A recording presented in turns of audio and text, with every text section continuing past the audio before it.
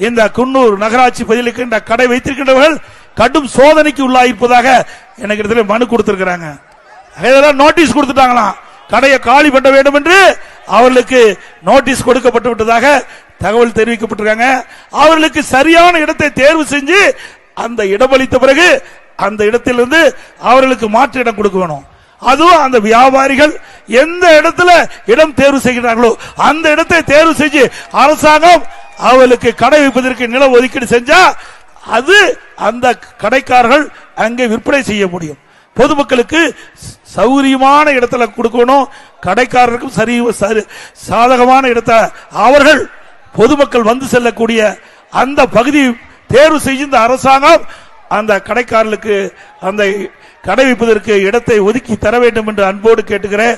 அவர்கள் கொடுக்காவிட்டாலும் அண்ணா திமுக ஆட்சி மலர்வது உறுதி. உங்களுடைய விருப்பப்படி நீங்கள் எந்த இடத்தில் தேர்வு செய்கின்றீர்களோ அந்த இடத்திலேயே மாற்று இடம் கொடுக்கப்படும் என்பதை நேரத்தில் தெரிவிக்க விரும்புகின்றேன்.